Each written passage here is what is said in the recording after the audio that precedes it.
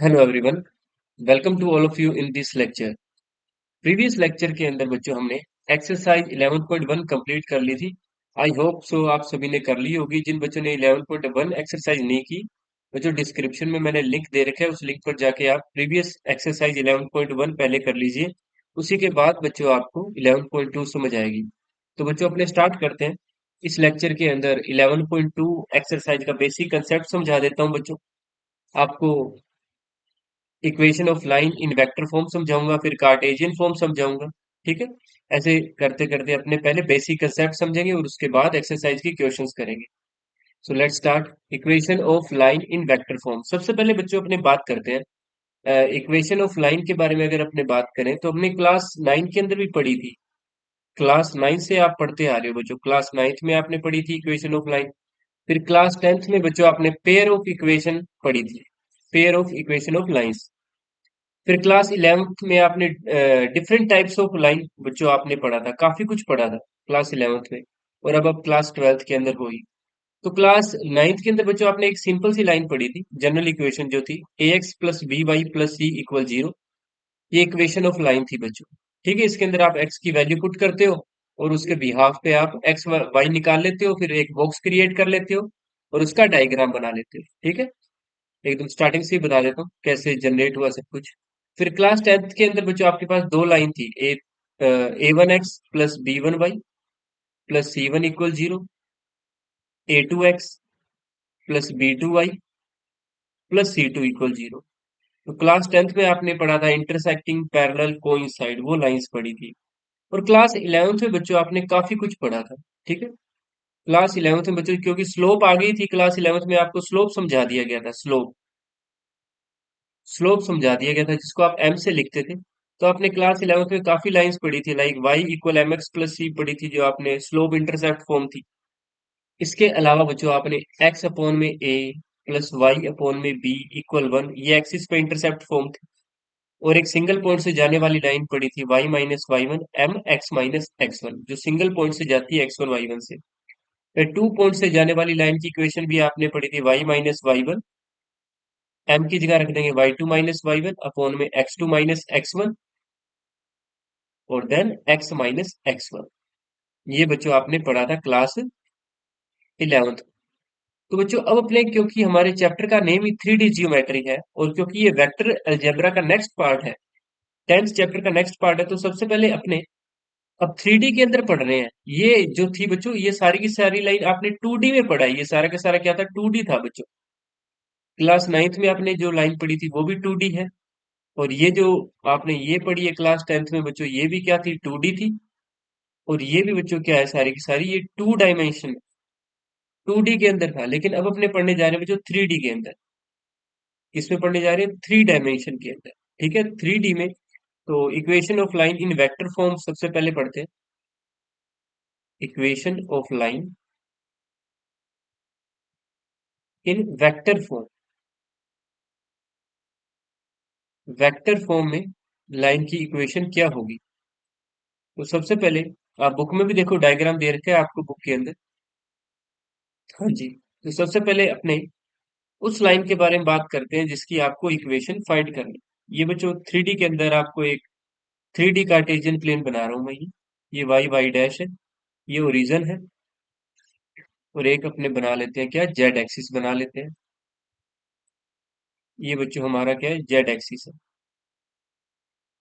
ये अपना Z axis है बच्चों। ठीक है, ऐसे ही बनाना पड़ेगा क्योंकि आपको पता है ये जो आप देख रहे हो डिस्प्ले, डिस्प्ले हमेशा 2D होती है। ठीक है, इसलिए अपने को ऐसे ही बनाना पड़ेगा।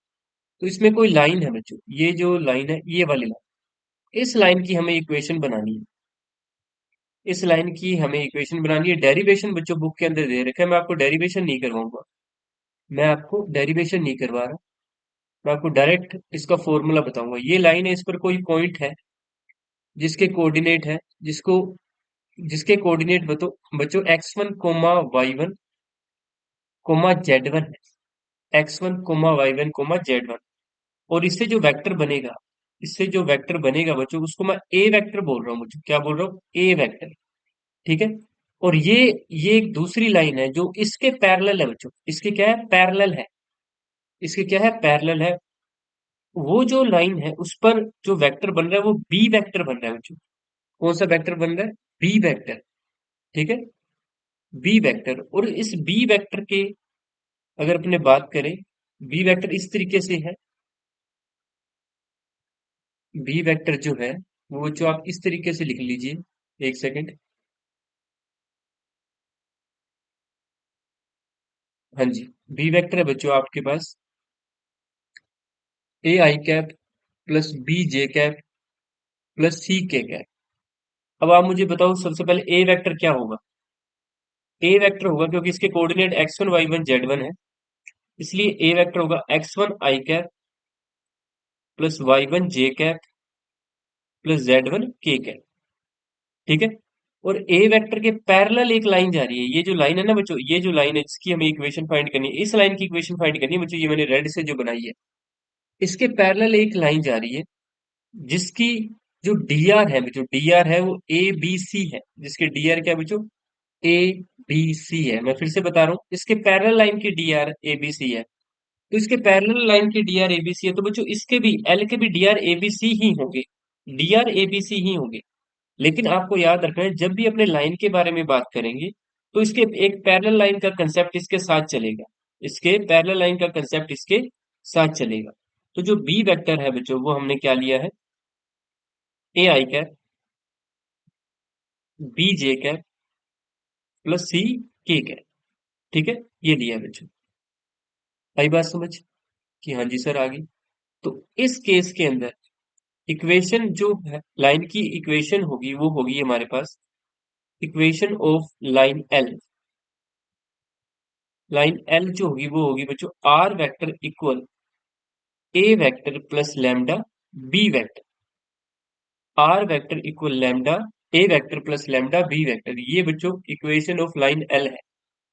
ये क्या है बच्चों, इक्वेशन ऑफ लाइन एल। अब यहाँ पर आपको हमेशा याद रखनी है कुछ बातें, कि ये जो ए वेक्टर है ये किस चीज को डिफाइन कर रहा है, ए वेक्टर उस वेक्टर को डिफाइन कर रहा है जो इस लाइन के ऊपर है। जो इस लाइन के ऊपर है ना बच्चों, उस पॉइंट से जो वेक्टर बन रहा है, यानी x1 y1 z1 से जो वेक्टर बन रहा है, तो ए वेक्टर उस वेक्टर को डिफाइन कर रहा है। और बी वेक्टर क्या है यहाँ पे, बी वेक्टर बच्चों वो वेक्टर है जो इस लाइन के पैरेलल है, जो इस लाइन के पैरेलल वेक्टर है ना, उसको डिफाइन कर रहा है बी वेक्टर। आई बात समझ, ये इतनी बातें याद रखना आप। ठीक है, तो आइए इसके ऊपर मैं आपको एक क्वेश्चन करवा देता हूँ। ये देखिए बच्चों, बुक के अंदर एग्जाम्पल नंबर जो 6 दे रखा है आपको, वो इसी कंसेप्ट पर बेस्ड है। देखिए क्या कह रहा है आपको क्वेश्चन। एग्जाम्पल नंबर बच्चों आपको 6 कह रहा है find the vector and Cartesian equation, दोनों इक्वेशन फाइंड करनी है। मैंने आपको एक बार क्या बताई है बच्चों, वेक्टर इक्वेशन बताई है। चलो मैं इसके साथ आपको एक बार कार्टेशियन भी फॉर्म बना के दिखा देता हूँ, यही बना देता हूँ बच्चों कार्टेशियन फॉर्म, देखिएगा Cartesian form. Cartesian form of line, of line passing through, passing through the point x1 comma y1 comma z1। कौन से पॉइंट से जा रही है लाइन, उसी पॉइंट से बच्चों जो ऊपर मैंने बनाया है, x1 comma y1 comma z1 and parallel to the, parallel to the B vector A I cap plus B J cap plus C K cap. यानी पैरेलल जो लाइन है उसको भी आपको हमेशा कंसेप्ट में याद रखना है। तो बच्चों इसका फॉर्मूला जो है बहुत सिंपल है। उस लाइन की इक्वेशन ये होगी बच्चों, x minus X one upon में A equal y minus Y one upon में B equal z minus Z one upon में सी। इक्वल में बच्चों लैम्डा आप लेट कर लेना, के भी लेट कर सकते हो या लैम्डा भी लेट कर सकते हो, समझो बात को। ये जो लाइन है ना बच्चों, ये लाइन एल है, इसी की कार्टेजियन फॉर्म बच्चों, कार्टेजियन फॉर्म ये क्या थी, वेक्टर फॉर्म थी। हमने जो पहले निकाली थी, R vector equal A vector plus lambda B vector. ये बच्चों वेक्टर फॉर्म है, कौन सी फॉर्म है, वेक्टर फॉर्म। जब आपको वेक्टर की फॉर्म में आपको ट्रांसफर निकालना हो तो ये A vector plus lambda B vector ये फॉर्मूला लगाएंगे। और जब आपको कार्टेशियन फॉर्म यानी एक्स वाई जेड की फॉर्म में निकालना हो तो उस कंडीशन में फॉर्मूला ये है, X minus X one, Y minus Y one, Z minus Z one upon में A B C. X one Y one Z one क्या है बच्चों, जिस पॉइंट से वो लाइन जा रही है वो X one Y one Z one है। और ये बच्चों अपॉन में ए बी सी जो है ना, ये डी आर है बच्चों। ए बी सी क्या है, डी आर। डी आर किसके, पैरेलल वेक्टर के है।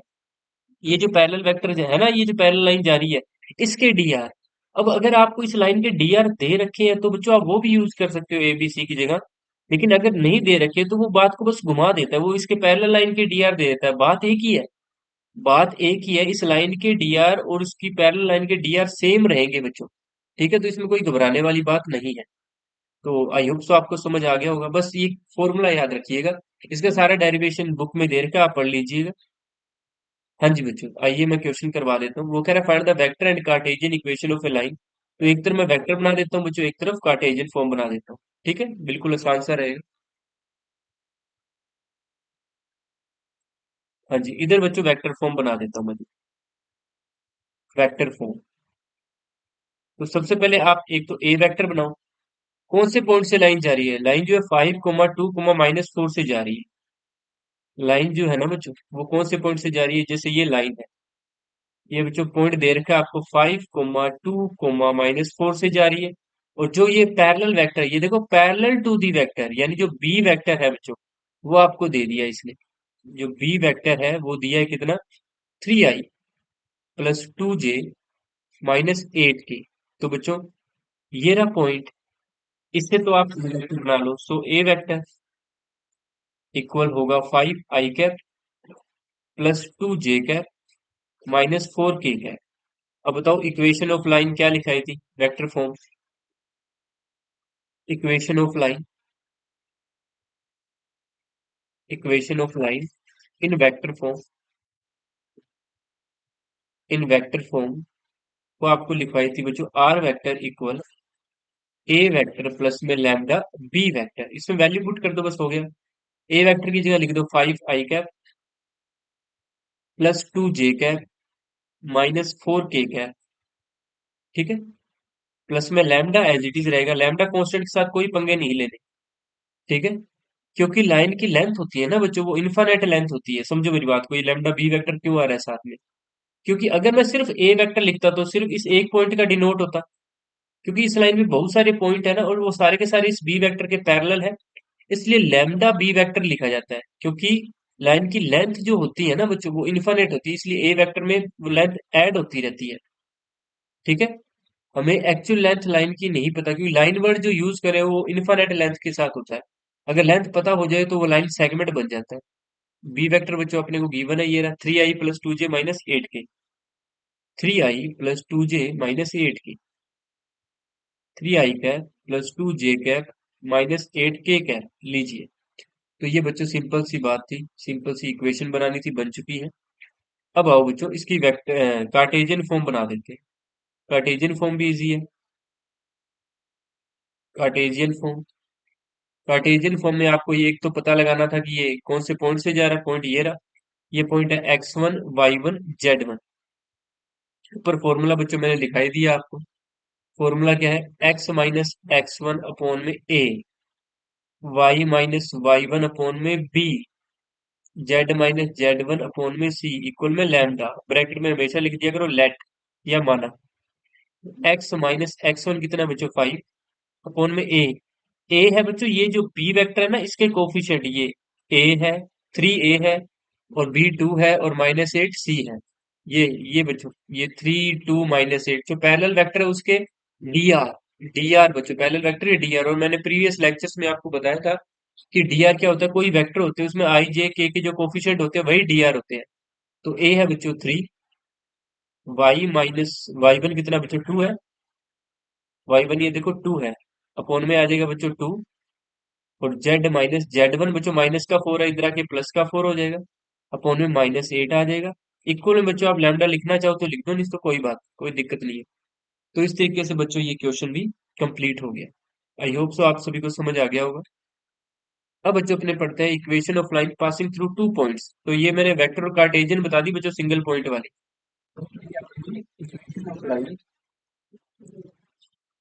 Equation of line passing through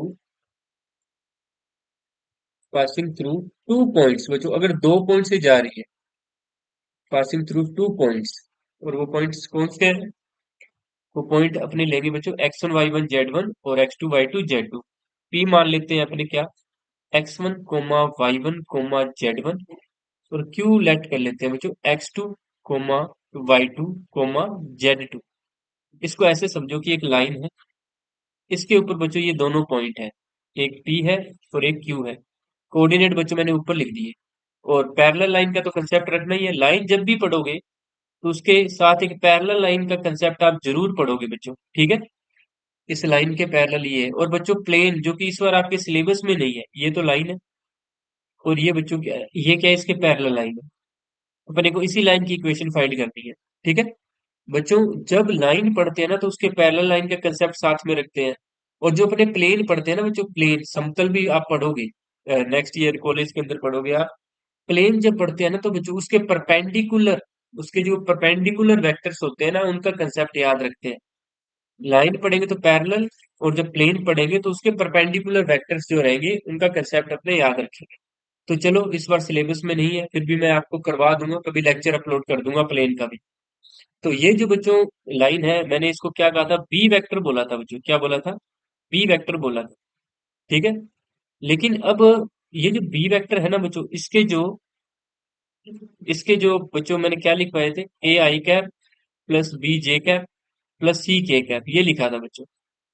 लेकिन बच्चों हमें क्या चाहिए थे, हमें इस लाइन के डी आर चाहिए थे, ध्यान से सुनिएगा मैं जो बात बताने जा रहा हूँ। पीक्यू लाइन के डी आर चाहिए होते हैं हमेशा हमें, ठीक है, पीक्यू लाइन के डी आर। तो अब हमारे पास दो पॉइंट है, पी भी है क्यू भी है। तो अगर दो पॉइंट होते हैं तो बच्चों आपको डीआर तो इजीली मिल ही जाते हैं। डीआर कैसे मिलते हैं, अगर आपके पास दो कोऑर्डिनेट हो, किसी लाइन पर जो है दो पॉइंट आपके पास हो, तो डीआर बच्चों आप कैसे निकालते हो, डीआर निकालते हो आप ऐसे, x2 - x1 coma y2 - y1 coma z2 - z1, ये आप डीआर निकालते हो। जिसमें इस लाइन के डीआर आपको मिल गए x2 - x1 y2 - y1 z2 - z1। लेकिन हमने तो कहा था कि जो पैरेलल लाइन होती है उनके डीआर क्या होते हैं, कोरेस्पॉन्डिंग होते हैं, यानी सेम रेशो में होते हैं। यानी ए आपका x2 - x1 भी आप कह सकते हो, बी आपका y2 - y1 कह सकते हो, और सी क्या कह सकते हो बच्चों, z2 - z1।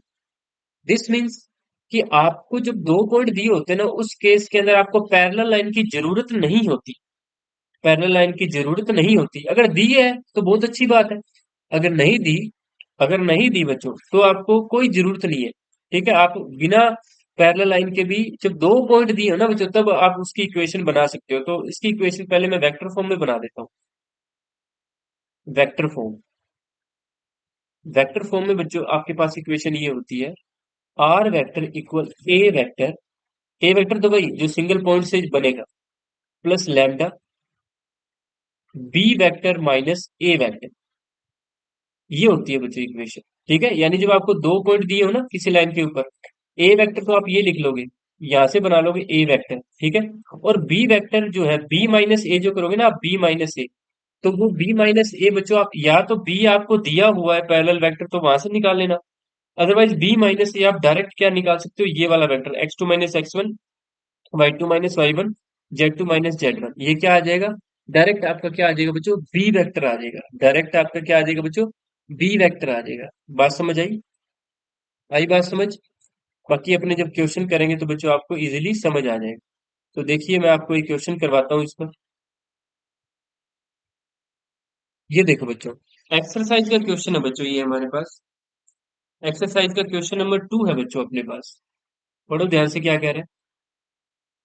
क्वेश्चन नंबर 2 कह रहा है बच्चों, show that line through the points, दो पॉइंट दे रखे हैं, एक को मैंने P मान लिया, एक को Q लेट कर लिया, इस perpendicular to the line through the point, इसको मान लेता हूँ बच्चों मैं R और इसको मान लेता हूँ S। इसके अंदर परपेंडिकुलर का भी कंसेप्ट है, यानी थीटा भी आपको निकालना है। लेकिन मैं आपको बता देता हूँ कि दो पॉइंट से जाने वाली जो लाइन है, दो पॉइंट से जाने वाली लाइन आप कैसे बनाओगे। तो पहले P और Q दो पॉइंट दे रखे हैं बच्चों आपको, 1, -1, 2, और बच्चों एक है 3, 4, -2। तो आपको अगर बनानी है Cartesian form, sorry vector form बनानी है, तो R vector equal A vector plus lambda B vector minus A vector, ये मैंने आपको फॉर्मूला लिखा है।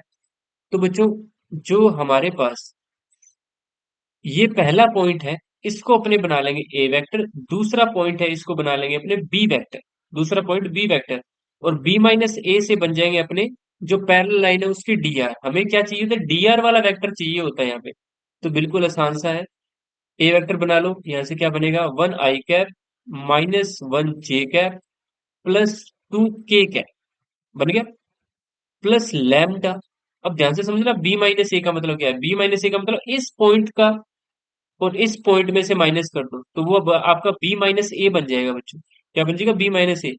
एक्चुअली ये जो बच्चों बी माइनस ए है ना, ये जो लाइन है ना, लाइन इसके डी आर से बनने वाला, डी आर से बनने वाला वेक्टर है। मैं लिख देता हूं, डी आर से बनने वाला सदिश या वेक्टर।